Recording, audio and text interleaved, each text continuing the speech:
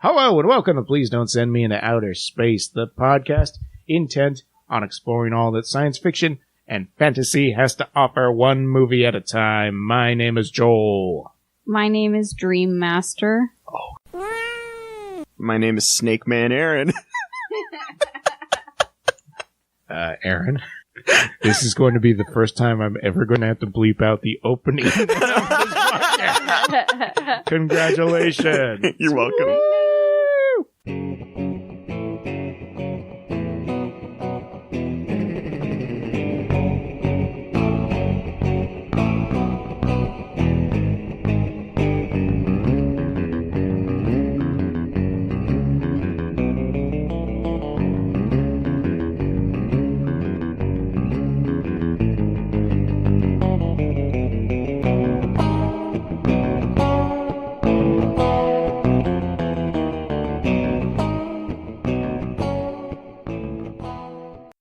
The movie this week is Dreamscape from 1984, directed by Joseph Rubin, written by David Lowery, Chuck Russell, and Joseph Rubin, who was also the director. Oh my gosh! The duality. Starring Dennis Quaid, Max von Sydow, Christopher Plummer, Eddie Albert, Kate Capshaw, David Patrick Kelly, and everyone's favorite actor, George Wendt, as himself. This movie's got a pretty fun cast.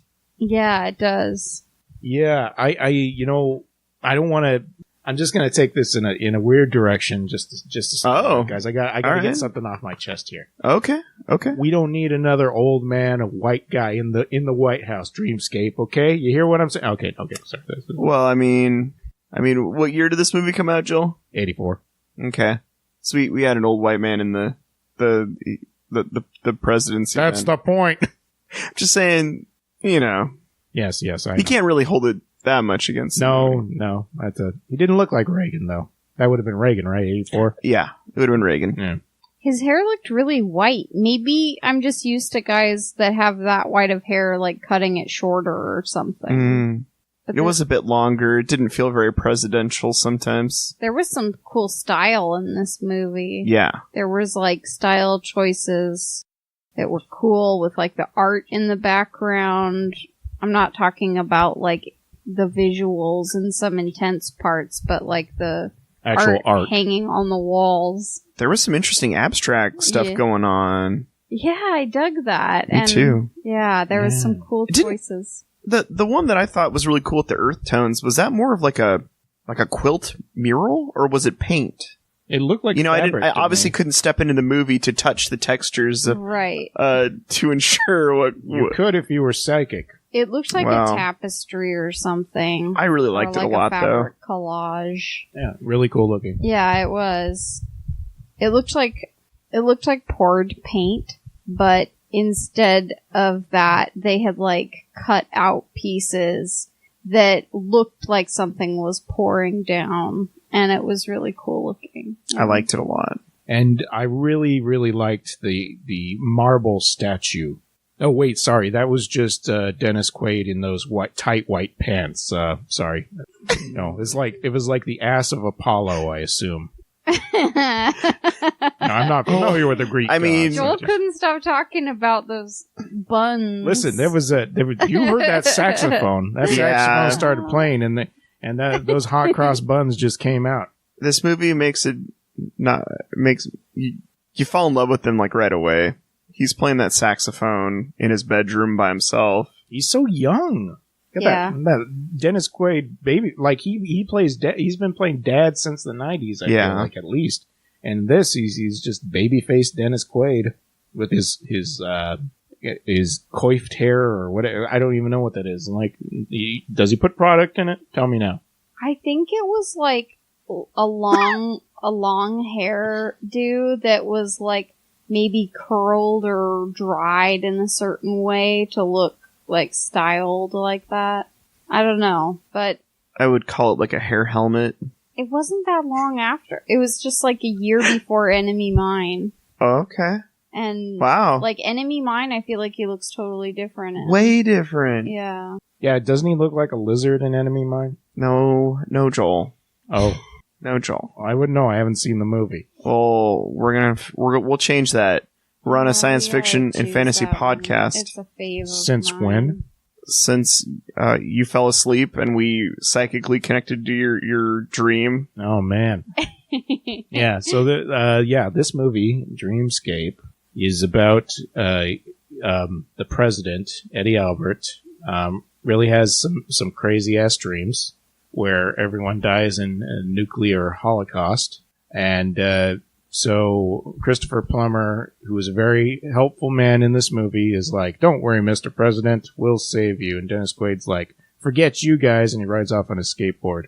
Eat my shorts. Yeah. It didn't go down like that. Oh, what happened? I'm sorry. It's about a guy who has psychic abilities. It actually really reminded me of The Fury, which Joel and I watched recently just because, and I feel like that one would have been a good one too for the podcast, but Oh, it'll happen. there are things, that reminded me of it. But in this movie, he's getting recruited by a government group that is studying the ability to, go inside someone else's dream and try to help them or figure out secrets or whatever. And that's basically the premise. I mean, that's a very specific, in order for this whole thing to have happened, they had to, establish that psychics or telekinetics or whatever already existed. Are you going cross-eyed because of your microphone? No, we're good. Okay. Because I just saw you staring at it. Oh, no, like I just took my like it glasses was off. A snake monster about to attack you. Oh, no! Not the microphone, no! So psychics already exist. Yes. And they already know this because they've got video footage of Dennis Quaid moving a thing with his mind. And the other thing is they had to, figure out that there was a way to go into people's dreams. I guess that would have happened through, mind control or mind manipulation or something like that. Except The for... Vulcan mind meld. Oh, yeah, they think that you need a machine. In the beginning of this movie, you have to have the machine. So did somebody invent the machine and say, this might work? The line, no, I totally get that. There's a lot of technology going on, but it was after Dennis Quaid had already been established that he was going to join their team when they were doing that card thing.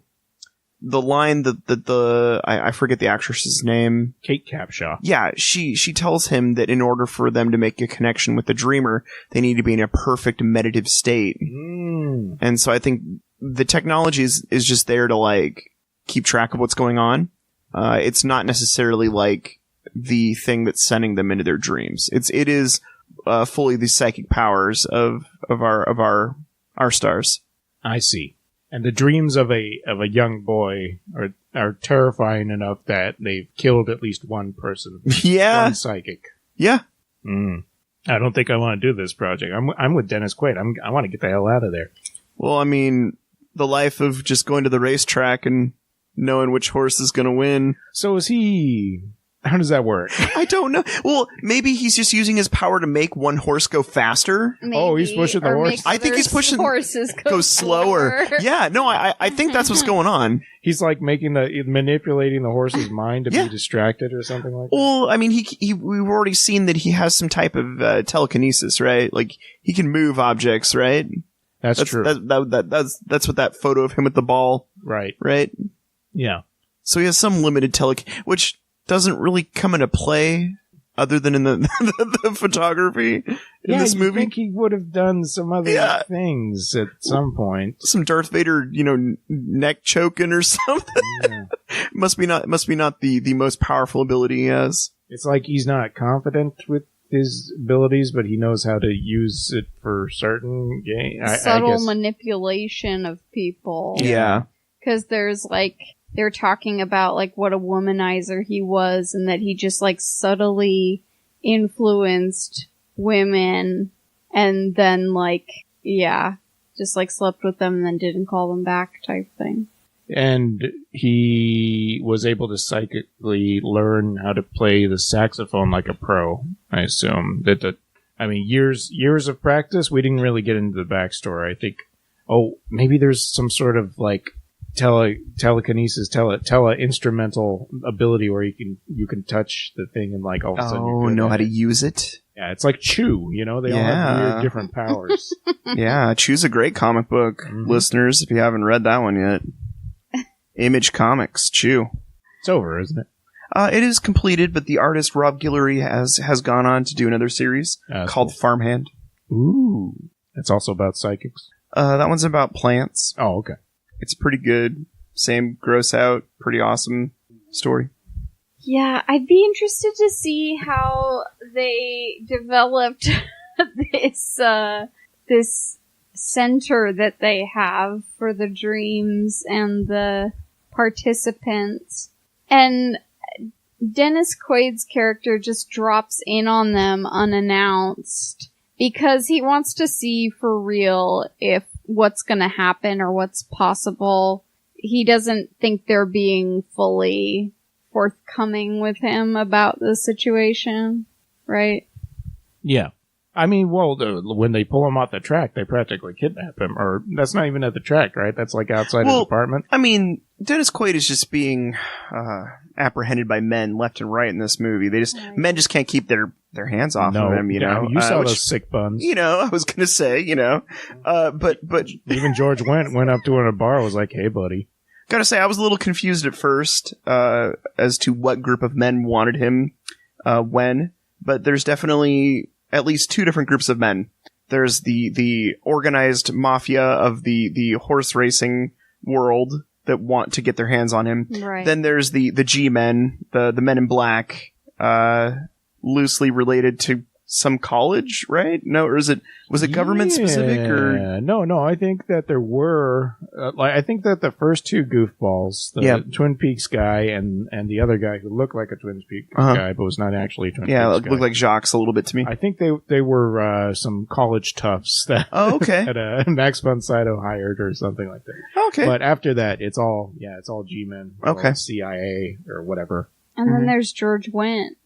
Well, George Wendt is he's a very special character in the movie. He's like the Obi-Wan, right? Yes. Okay, I have to tell this story because we're talking about George Wendt.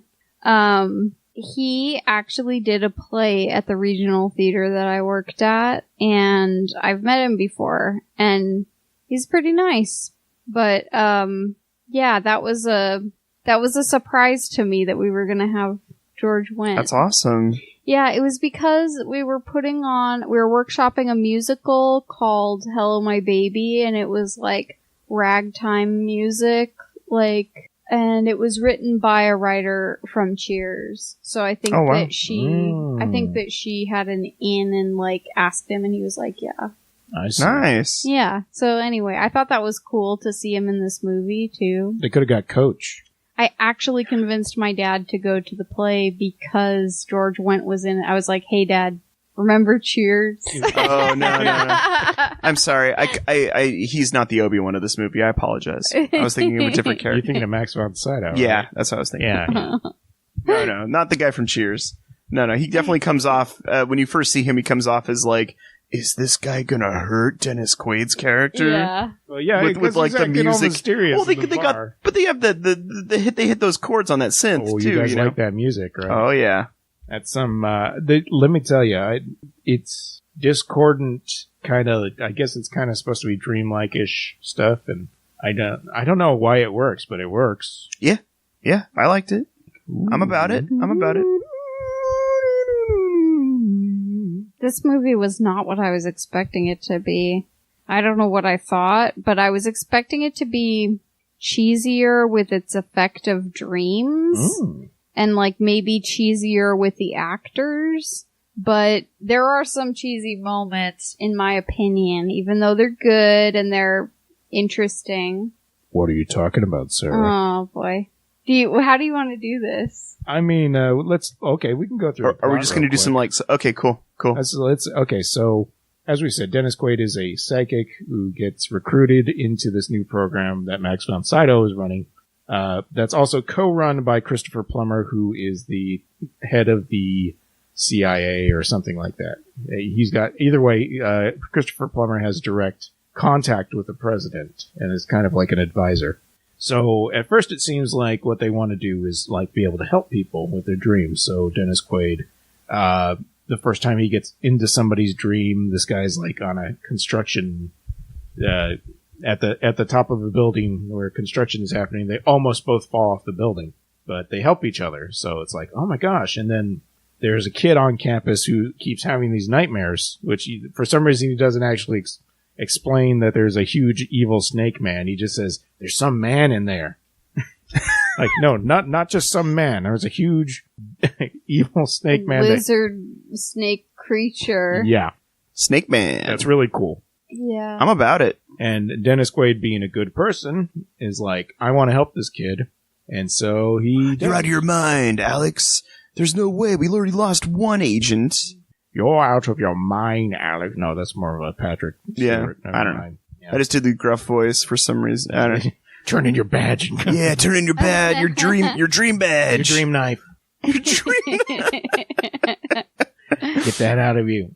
Besides Alex, Dennis Quaid, there is David Patrick Kelly. I think that's the actor's name, who also from Twin Peaks, who is another psychic, but he seems like an ass right from the beginning. Oh, yeah. And he's talking about how, like, I'm the best person here, and you're not going to overshadow me.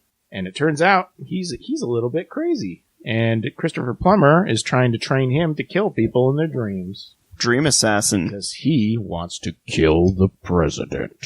Oh my God. Is that going to get this podcast flagged that I said that? It's the plot of the movie. I'm sorry. Well, as long as you keep expressing that in any of the upload paragraph areas, I think we'll be fine. Yeah, I gotta put it through a machine. It's a conspiracy to commit a dream murder. Mm-hmm. Yeah. It would come off look like they were just gonna have like a heart attack or something like that, but in reality, they were murdered in their dream. You know, Christopher Plummer's character seems like he's acting like this whole thing is like a real like Watergate type thing. Oh, yeah. It's like, I don't know. I feel like it's kind of a you can't handle the truth type thing. It totally is. Oh, he's Like, not gonna. Yeah, not I gonna make the explain his big reasoning. decisions for the country, and The president wants to disarm the United States, get rid of the nuclear no, weapons. he wants to demasculate us. Well, that's what he said. Yes. Yeah. By removing our large warheads from all the, President's gonna go to you Geneva. know, Oh boy. yeah. He's gonna tell them stuff. What is America if it's not male? Yeah, there's a reason why we've got nuclear phalluses. Oh gosh. Maybe I shouldn't have brought that up. No, it's all right. Absolutely all right. Mm-hmm. Anyway, so it becomes an adventure when everybody gets in on this conspiracy. And That's right. there's a lot of cool dream. Obviously, you're doing a movie about dreams, so there's all kinds of cool dream imagery. There's a little bit too much hanging out and explaining things, in my opinion, in this movie. I see what you're saying. They're spoon feeding a little bit too much to it. Like instead of tell us, show us. Is that what you're kind of going with it? Yeah. Like they could have cut out the whole George Wendt part. Like I'm glad he was in the movie. I like George Wendt just fine. But you know, he basically spells it out like, well, what if people could get murdered in their dreams? And then later we see that happen anyways. So. Yeah. But I mean, we do get to see him gloriously die, just killed by some goons. That's good. Yeah, that was a pretty amazing scene. His death scene. It was an Holy crap. assassination. It definitely was one of those like things were too joyous and to the point where you're kind of like paranoid something's going to happen. Then you start seeing people show up in the crowd around them, and it's just there's no.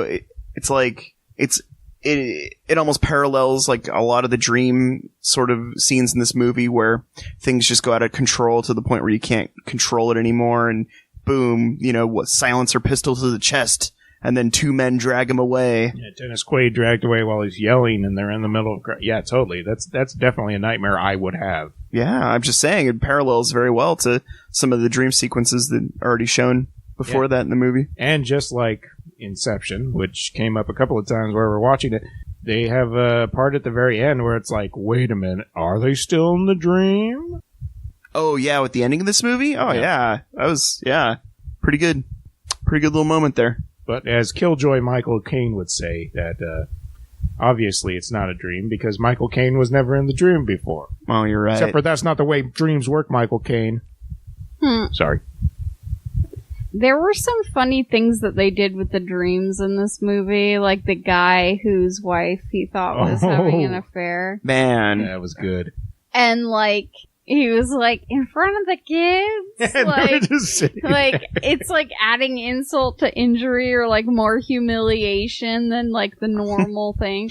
And I've totally had stuff like that happen in dreams where it's, like, so over the top, like... Why...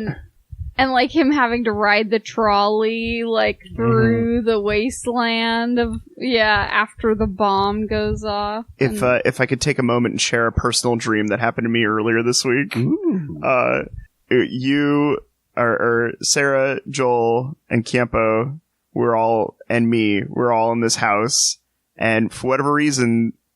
there's just like this living room with this like, it gets a little weird. There's this like living room with like this weird shower in there. And for whatever reason, I just decided to take a shower in front of everyone. Nice. It was real weird, guys. And then like halfway through the shower, all these ants started crawling all over my body. No. Yeah.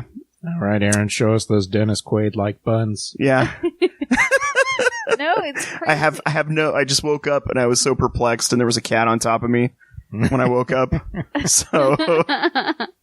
It's weird. The most random stuff will come into your head. I've had some dreams that when I woke up, I was like, I did not want to dream that. Yeah. Like, bad things. Like, really bad, weird stuff. I've been there too. And then I've had some really good dreams too. And I have to say, do you guys think this is possible? Do you think it's possible to meet on the astral plane? Heck yeah. Let's do it. I mean, can you really, like... I think maybe it's possible. You talk about like linking connections to somebody in else a dream. over dreams? Yeah. I personally do not, but I'm not gonna tell somebody that they're wrong if they believe that. We could trade Pokemon in our dreams, Joel. Yeah, and then like remove the cable part ways so that we both have a copy of it. Yeah, dude. I'm about it. I figured it out. I'm about the astral plane though. That's cool. Give me that ditto. I've had some very strange experiences with dreams. I've had dreams that seemed like a psychic premonition. I've had dreams that I actually shared with another person. That's awesome. Which was incredible. And then I've had dreams... I mean, the one I can think about most is that I had a dream once, and I called the person the next day, and I told them that I had a weird dream that I was cutting their hair. Whoa. And they had the same dream on the Trip same out. night. And you cut their dream hair. Yeah. And it's really weird, but like sometimes I used to do this thing where I would talk to people on the phone all the time. Mm-hmm. It was, okay, this is a non sequitur, but I would like set it up so that I could make a phone call after my parents went to bed because like I had insomnia as a teenager. So I would talk to my friends until I fell asleep. Yeah. And I'd be talking to them and like I would fall asleep or they would fall asleep and we would continue like talking like while we were asleep. Oh, dang. And I feel like there's this weird connection that can happen to people like that are like maybe open to like a possible connection that's bigger or something. I don't know. It sounds new agey and weird, but I've had some weird things happen with it. I can't deny that. There's enough experiences out there, you know, and just hearing a few. Thank you, Sarah, for sharing some of your experiences too. Yeah, no, I can't deny it. I used to be able to kind of control my dreams too, which was really crazy. Lucid. When I was a kid, I had much more control on my dreams. It was, I mean, there were still moments where, you know, things didn't go the way I wanted them to, obviously, or strange moments would happen. But I always at least had this ability that I knew if things were going pretty bad that I could just wake myself up, you know, That's some type of cool. like escape mechanism. Yeah, this one time I had a dream that I was eating a giant marshmallow, and when I woke up, my giant marshmallow was gone. You're saying you just ate your pillow, didn't you? Don't be weird. So, what you guys think of the special effects in this movie? They seem to run the gamut. To like, we had people in costumes. We had some pretty horror like makeup effects done. Like, especially that scene at the end. Like, it had a special credit in the credits. The elevator scene. Oh yeah. Like, pretty special. And then there's some real awesome practical effects in this movie. Mm-hmm. There's also some really awesome, like, entering the dreamscape effects that happened. You mean Doctor Who's tunnel? Yeah, that's some cool stuff. Yeah, that was interesting. I don't know how exactly they did it, but I can think of a few different ways, and it's pretty awesome that it's not something you usually see in a movie as like an idea expressed through like going through a tunnel or something. Yeah, they made that. That's like a choice that they made because it could have just been like, oh, all of a sudden I'm in the dream, but they put an in between part that came back several times. I think that kid's dream was the best because of how many practical sets they had to build for Dennis Quaid and that kid running down, like that whole staircase thing. It was awesome. Amazing. And the doors that were like at an angle and they were going through them and yeah, straight out of Beetlejuice. Yeah, it was like that. It was really good. Do you take this man? The kid's dad. Oh yeah. Little bastard's right, or whatever. Little bastard's right. And then he gets killed by the snake man. My dad doesn't care if I live or die. There's kind of one version of this movie that's just the dreamscapes, like, cut it down to a 20-minute short film where it's just people running around and stuff like that. I'm down with that too. Not that the rest of the stuff isn't interesting. The movie relies a lot on Dennis Quaid being charming. But, you get you get your horror dream, you get your comedy dream, you get your sexy dream. Oh yeah, that part. Mm-hmm. We knew what was going to happen on that train. As Joel mentioned, the buns too. Yeah. Oh, it made me think of what's the Christopher Reeve movie where he goes back? Oh, Somewhere in Time? Yeah, like kind of the way they're dressed. That actually came up. Like when I searched this movie, it was like you might also be interested in Somewhere in Time. Something else super sappy.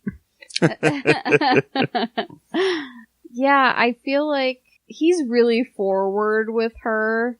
And that's kind of a problem. He takes some liberties that he shouldn't. Oh, yeah. But, I don't know. I feel like, in the premise of this movie, it feels like, yeah, of course this would happen. Like... Well, he's already read her mind, right? Oh, right. Yeah. Not saying that doesn't make it any less creepy, but I'm just saying... He has read her mind. Right. She's basically told him that it's not going to happen when he continues to try to do stuff. Yeah. That's true. Yeah.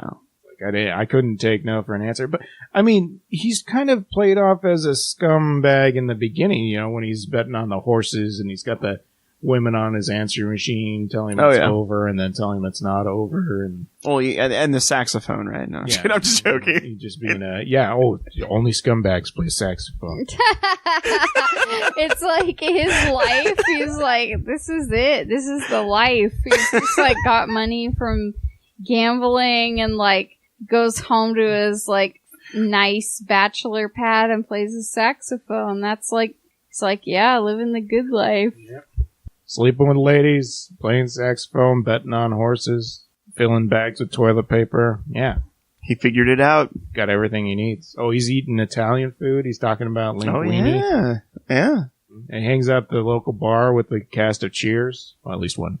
What did the shirt? Did you see what the shirt said on pub, the something or other? Local pub? Like local tavern or something like that? It said pub something? Village. Village pub. Village pub. I thought it said Village People at first. It was in that like 80s typography that was on all the shirts. Like the iron-on letters. Yeah. I dug it. I wonder if it's a real place or if it was just like, we need to make this look like an actual business. Put on this shirt. Extra. Yeah, everybody was wearing those. They looked like athletic shirts or something. Heck yeah. And Yeah, I feel like the dream when he would go into it, the cloud effect and stuff was kind of intense. Yeah. It was cool, but like, I think the thing that, I mean, it was cool, but it was also kind of cheesy. Like, I think it's the thing that separates this from being like a movie that would be critically acclaimed or something, is like the monster creature effects and stuff. Well, I don't think that part in particular, like set design and creature design and stuff like that, I don't think that's bad at all, but there were certain parts of it that feel low budget compared to the rest of it. Like, even though that the whole tunnel effect and like going into the dream is cool looking, it does feel like it's like, we didn't want to shell out the extra money for something else, so we're gonna change the color on this and reuse it a couple of times. Oh, I see what you're saying. And then the big money went into like just the dream sequence, like, because it's just a college campus that they're at, you know, and like empty hallways that he's walking down, and of course his wardrobe probably cost a bundle, you know, sweaters and shirts. Hey, those V-neck sweaters, man. Pants that hug each cheek. Oh, those had to be specially tailored. Yeah, that V-neck sweater was, and that whole outfit was pretty dope. Dreamy. The V-neck without the undershirt and the tight jeans or whatever. Oh, yeah. Was. Yeah, that was like a time capsule outfit. Yeah, those shorty shorts when he was running. Oh, yeah. The underwear. Oh, yeah, let's not forget. The smallest black briefs you ever saw in your life. As you pointed out during the movie, Stone Cold as a beat.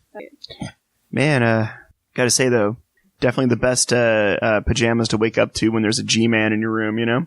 I thought he was gonna be naked for a second. I thought that they were gonna go that route too. I was like, oh boy. People keep getting the drop on him on this movie, huh? He's not a very aware psychic. No. He's too busy living the life. Yeah, it's probably better that way. I mean, you would, like, imagine like being paranoid all the time and trying to read all the time. You probably would be like dead tired. That's kind of one of the things that I find interesting about this movie too, is it's not very clear as to what exactly his powers are, or like how potent they are. I mean, obviously they're strong enough for him to be able to control and manipulate Dream.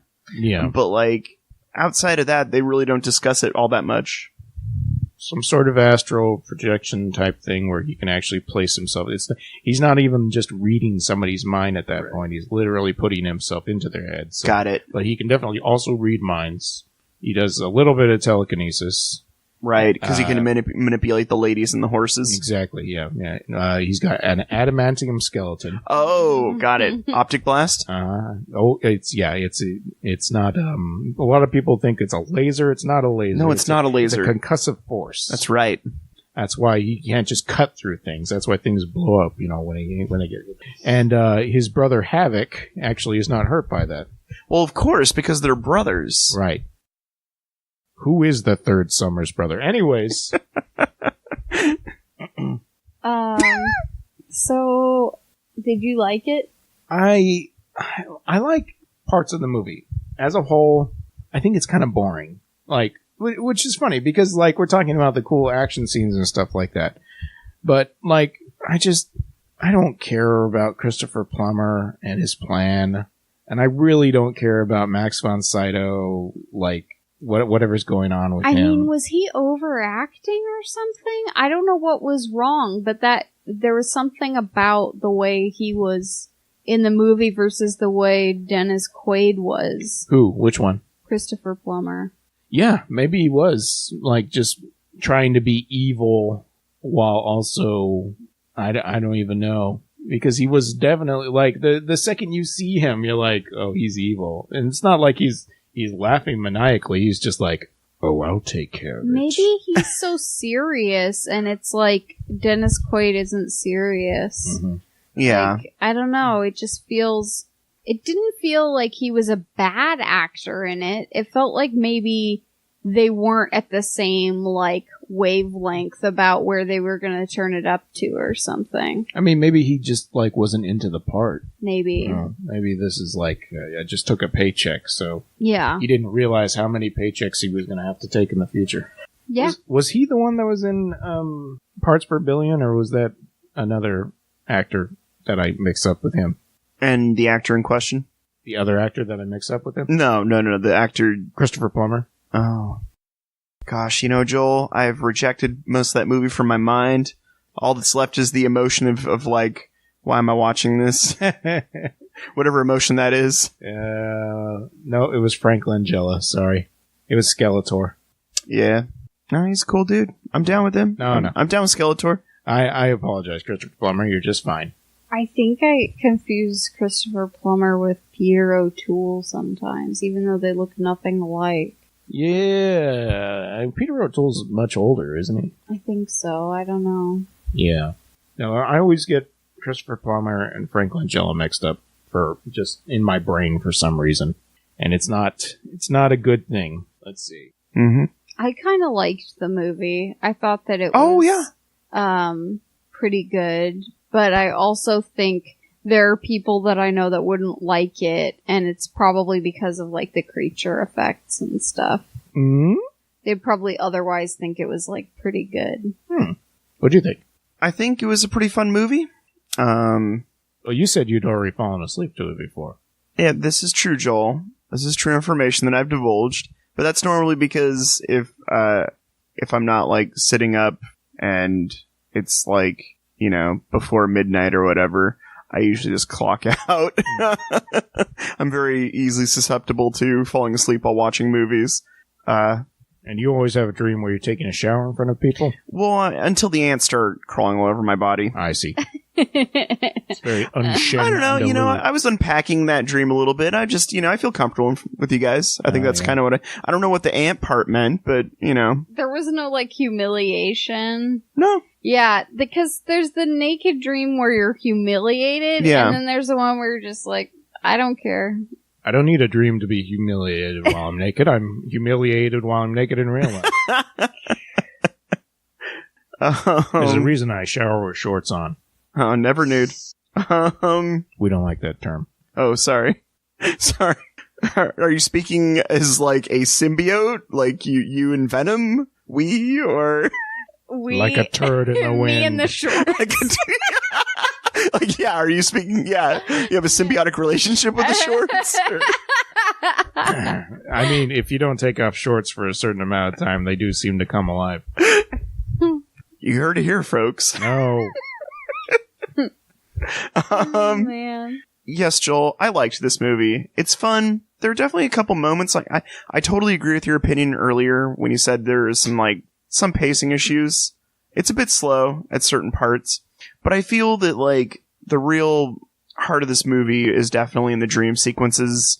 Kind of seeing Dennis Quaid's character kind of take like this whole new route with his life, realizing that that he could use his powers for a greater purpose. There's some pretty fun stuff like that. Yeah, like macking on ladies. Yeah, I mean, then there's that part, of course, which totally derails what I just said. But no, it's fine. But yeah, that was pretty bad. But anyhow, otherwise pretty good. Yeah. Well, there's a Shout Factory Blu-ray with your name on it, and that's out there for if you want to spend. Thank you, Shout Factory. Like $25 on it or something like that. Yeah. Cool. See, personally, I can't see spending $25 on a copy, but well, I mean, it's probably going to go on sale on Netflix on Amazon. That's true. In a few years. But when it comes to Dennis Quaid vehicles from around this time period that have to do with science fiction movies, and I know that sounds very specific, but there were a couple. Yeah. Enemy Mine over Dreamscape, right? You'll soon see, Joel, when we watch that movie on this podcast. We'll go into greater detail on that. Yeah, we being me and my shorts. Get out of that shower. Yeah, Enemy Mine. It's a good one. We should do another favorite jams from a year period. We should do our best of. Yeah. Well, we're coming up on our 150th episode. That could be another one of those special things. Yeah, why not? I don't know. Why not? I don't know. Now, how do you guys feel about the ending to just cut into this thing? Because, like, I feel like there's something kind of unsavory about the way it just kind of like leaves it off with the way Christopher Plummer goes out, and Dennis Quaid's just like, "Hey, we're going on vacation." You know, yeah. I mean, I realize he's an evil man, but He was like, I'm gonna take care of this myself. When the president, like, offers him help, he's like, the president is so grateful that he saved his life or helped him in the dream that, like, that he's basically like, I can offer guards and stuff to help you. And he's like, no, I'll take care of it. And he basically just, like, goes into Christopher Plummer's dream and kills him. You know, if you think if you'd have, like, the wherewithal to, like, find and, like, start training a psychic assassin, that you'd have, like, a couple of, like, scanner guys ready to go just in case someone tries to dream Snake Man you. I mean, he only had two he only knew two psychics. All right. David Patrick Kelly. It's a limited commodity. Who Right. dies in a pretty epic way in this movie. And then, Dennis Quaid, obviously. So. All right, fair enough. I feel like it's like the punishment, like, you get what you were doing to somebody else. Punishment matches the crime. Yeah, exactly. Yeah. Eye for an eye. Dream for a dream. Yes. Dream for a dream leaves the whole world extra dreamy. Snake Man for a snake man. Mm. Now, where was he? Like, you have to be in a certain proximity, right? Was he, like, lying outside of one could only assume that he was, like, sleeping in a van. Like in the Rose outside, Van? outside his house. I don't understand the mechanics of it. I feel like this is, like, the prequel idea beginning for Inception. But it's done in a way more, like, I think this is kind of more, free reign. Like, Inception feels like it's in a tight, like, spot where they know specifically what they're doing with it. And it's very, like, smooth and futuristic. And in this one, it's like, we just figured out this new technology and this new psychic ability, and we're gonna do whatever we want with it. Yeah. Yeah, they literally just figured it out. Oh, yeah. Yeah. And they didn't even know that they didn't need machines as long as they got the psychic. Yeah. And Joseph Gordon-Levitt wasn't there. Or was he? I think he was, Joel. Ooh. That little boy grew up to be Joseph Gordon-Levitt. Oh, dang. Got all his freckles removed or whatever. That's a meme I forget. I'm sad it's gone. What's that? Gone away. Oh, just the and so-and-so grew up to be. I don't know. Isn't that a meme? It used to be. I think that's just something we did on the fire. I didn't realize that was a meme. Yeah. It was. Yeah. For a very brief time. I think you started saying it first, and then I started saying it back, like, about certain things when we were watching a movie or something. Yeah.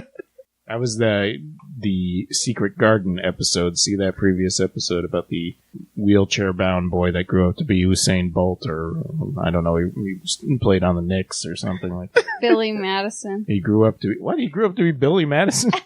You can take that out. Billy Madison?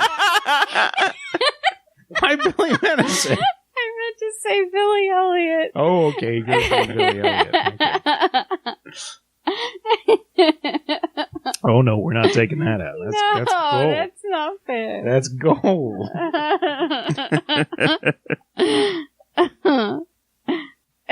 Yeah, Billy Madison too. He did walk around on his legs a lot. So, anything else you guys want to say about Dreamscape? I'm good with it. It was fun. It's not a pass. I think this is a hang out and watch movie or watch with others. Mm. Yeah, I think it was pretty enjoyable watch. It might be a little bit more slow moving on second viewing like it was for you, but I think that, yeah, it's a pretty entertaining movie. I'm surprised I hadn't seen it before now. Yeah, I think another reason why it felt slow is because I was anticipating, future parts of the movie occurring, like the whole end dream, not the very last dream sequence with Christopher Plummer, but the dream sequence with the president where they're trying to get out alive. I think that is a really cool, him trying to survive in this post-apocalypse. Oh, yeah. That he's imagining every time. I think. Gets a little Snake Plissken there for a minute or two. Dogs and the other Snake Man. And then he turns... Yeah, that's cool. Yeah. Snake... Yes, you're right.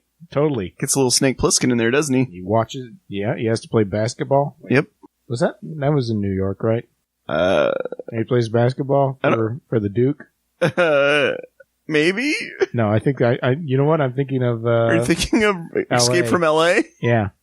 Doesn't he ride a surfboard in that one? What does he do for the Duke? And are you sure in New York? I feel like I don't remember any basketball, dude. We need to rewatch it. Okay.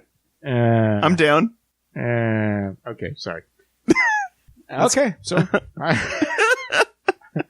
it's a short one, but I'm going to read the outro stuff. You guys think of a lesson you learned from Dreamscape. Hey, listener, if you have any suggestions or comments or anything like that, write into pleasedon'tpodcast@gmail.com or messages on Facebook, facebook.com/PDSMiOS. If you want to hear Aaron sing a specific song, I recommend you go to our Ko-fi site and donate $3 to us. That's at ko-fi.com/PDSMiOS. Just put in the comment what song you want him to sing. For $6, Sarah will sing a song. I'll take whatever request you want, listener. Uh-huh. And for $12, Joel will sing a song. That's right. It costs extra for Joel. It's premium, though. It's the premium What's experience. the song about dreams I can sing about right now? Oh, well, earlier Aaron was singing the, doggy version.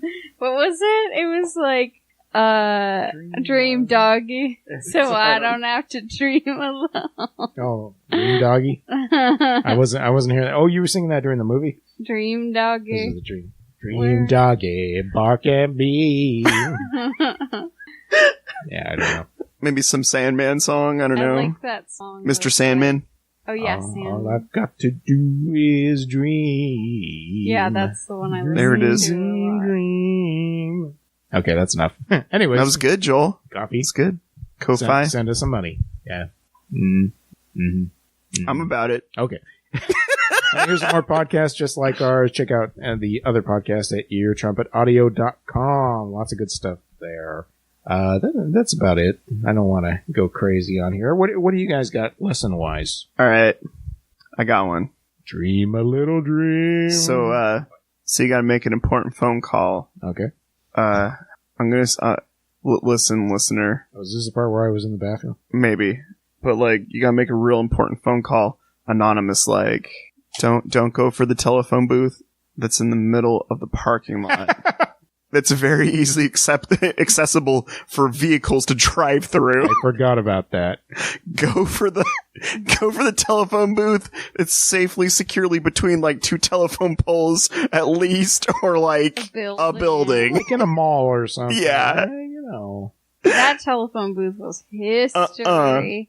It was, in fragments. Yeah.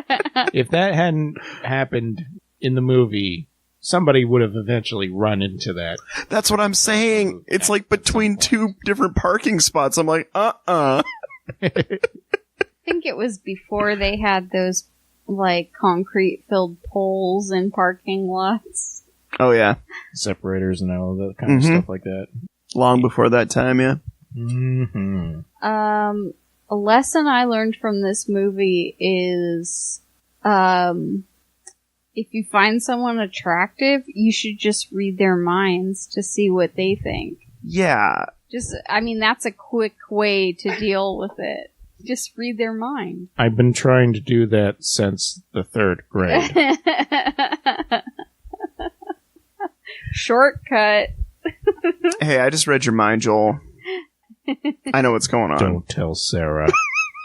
Nice buns. I just keep thinking about Dennis Quaid It's in those buns. pants. No.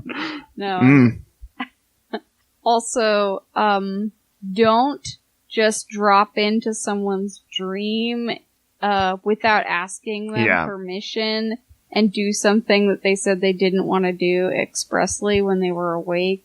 I mean, I feel like don't drop into somebody's dream, whether that was like you're even as like an observer. I think that's just an inappropriate action. It's a violation of somebody's privacy, right? I don't know. Yeah, I would feel creeped out if there was like somebody across town doing a seance and trying to like get into my dream. Yeah, what if like our upstairs neighbor was just like visiting your dreams nightly? That would be weird. Yeah, like even if I didn't know about it, just don't go into my head. It's okay. We can take the appropriate measures. Can build like a safety room or something. I don't know. Put a bunch of chicken wire everywhere. Yeah. You have to be a certain distance away from people. That's true. Everyone, get out. Upstairs, downstairs, nobody else. Fill the whole place with cement. What's your lesson? My lesson is that if you have a repeated nightmare about, say, some sort of homicidal monster creature that comes and kills you or kills your family or chases you every time, then step number 1 is you should find an axe and chop its head. And that is something I actually learned from this movie. Now, I personally can only remember one dream where I ever had somebody chasing after me. And Aaron, you'll get a kick out of this. I believe I already told Sarah. Just to go on a little bit longer, I had a dream that I was still in high school. It was me and my friend Shane, and we were in Mr. Scoey's class. You were being chased by Mr. Mr. Scoey started chasing me and Shane. And for some reason, Shane was moving no problem, but I was moving in slow motion. Mr. Scoey. You know my friend Shane. He's a big guy, but for some reason he was just like, up later. Wow. Like he like went down the thing, and for some reason I was like, I gotta climb this hill. Mr. Come back here, children. Mr. Biology teacher was chasing you? Yep. Wow. It wasn't even a snake man. It was just, I've had tons of dreams I was being chased. By Mr. Scoey? No. Okay. Not by him specifically. Mr. Plumel? Mr. Plumel. He was awesome. Yeah, he's cool. All right. He's like my mentor in high school. He's cool. Mr. Baum? We'll see you next week, folks. Thanks for listening. Bye. Bye. Thanks for listening. Don't go in my dreams.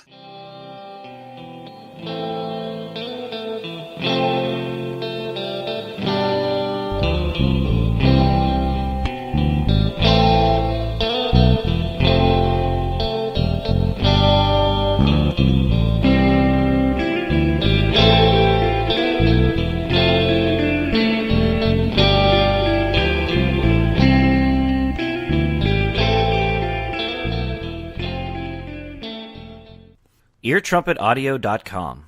Ideas and entertainment. Loud and clear.